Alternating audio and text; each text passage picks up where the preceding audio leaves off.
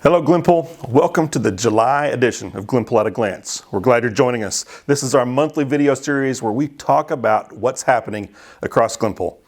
So if you watched last month's video, we talked a little bit about the budget process and kind of what was going to happen there. And so we're going to get into that today in a little more detail. But first, I want to start off with our Red, White, and Boom Bash. I hope you enjoyed our second annual bash. What a great time. Great fireworks, great music that night. I just want to take a moment and thank the sponsors that helped us out with that event. From Andy B's, Mark Allen Chevrolet, Mabry Bank, and St. Francis Glenpool. Thanks to all of them. And if you would, help us give a shout out and thank each of those groups for making that event possible here in this community. So as we move forward, we're already looking at next year. What does that look like? How can we make improvements to it? What other things might be good and beneficial and fun for families and kids? So if you have some ideas about what you would like to see next year, hey, send those to our Community Relations Director, Leanne Reed, and we'll make sure we get those looked at and discussed by the committees and the groups that are putting that together over the course of this next year. So let's get back into budget for just a moment. As we talk about what happens with budgets, this is a brand new fiscal year for us. Municipal budgets in Oklahoma typically run July through June every year. So we are starting brand new, fresh with our budget. Council approved the budget in June, and so we've got that process set moving forward. But what does that mean for you? What most of us think of when we come to the taxes is our property taxes, the ad valorem taxes, and that we pay that. Every year we pay property taxes. The city does not get property taxes. Those go to the schools, they go to the counties, they go to the state, they go to the VOTEX, those types of places. But cities do not get property taxes. There is a county board, the Glenpool Emergency Management Services. Okay, so that is a county board. The county appoints the people that oversee that. That gets 3 mills. And so that covers the ambulance service that is here in Glenpool. It actually covers the school district. So if you're outside of the Glenpool School District, you don't pay that millage. But through a cooperation program and an agreement with the city, the ambulance service agrees to cover the entirety of the city. So that's how we get our ambulance service here in town, is through that process. But typically, Oklahoma cities do not get ad valorem. The one way that happens is for capital projects only. And so the voters will vote in place a general obligation bond package. And those have to be voted on each time one of those happen. Right now, Glenpool does not have any. And so we have no general obligation bonds moving forward. We've been funding capital projects through our sales tax, through Move Glenpool Forward. Over time, we will need to look at some other options, and we'll play with that, and we'll be talking to you about if that's something that you want to see. But for right now, we're not doing any general obligation bonds here on the voting process.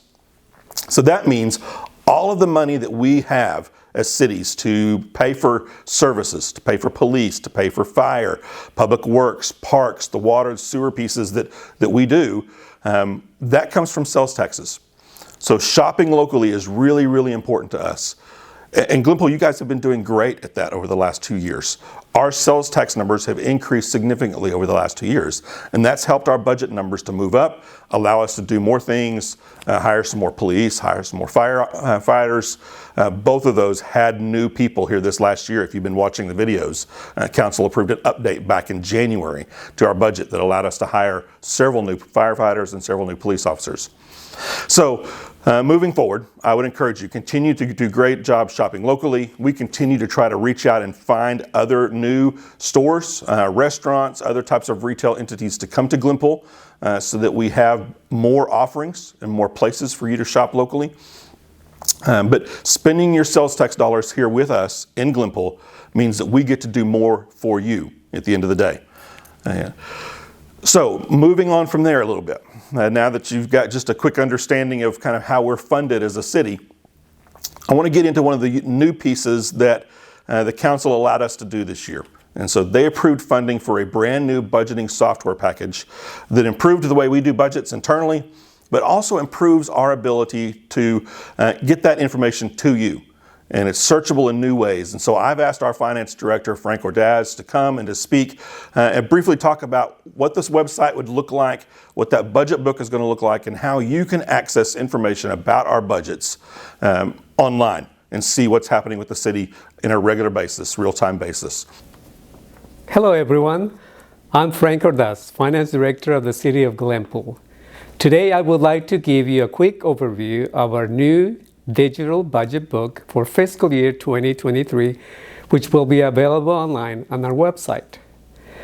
The purpose of our new digital budget book is to make it more accessible to all of you so that you can be better informed about how the city manages its budget. The digital budget book has 5 main sections with a drop-down menu for options for each section. Section number 1 is the introduction. This section has the transmittal letter signed by the city manager, the budget resolution passed by City Council, the history of the City of Glenpool, demographics, our organizational chart, the fund structure, the approach we use for budgeting, our financial policies, a description of the budget process used, a glossary of terms, and a budget summary. The third section has fund summaries. Each of the 11 funds the city has will have charts and graphs for revenue and expenses budgeted. Let's click on the general fund as an example.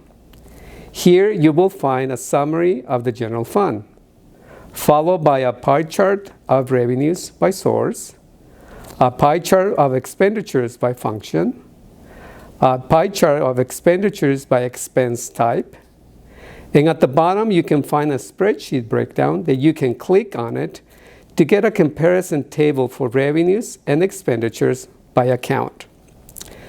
This same approach is used for each of the 11 funds the city uses to manage its budget. The fourth main section is for capital improvement projects. And the last section is the debt. When you click on it, you will find the debt that the city has and the annual payments we make on it. This concludes our overview of the new digital budget book for fiscal year 2023, which will be available online on our website. Thanks, Frank.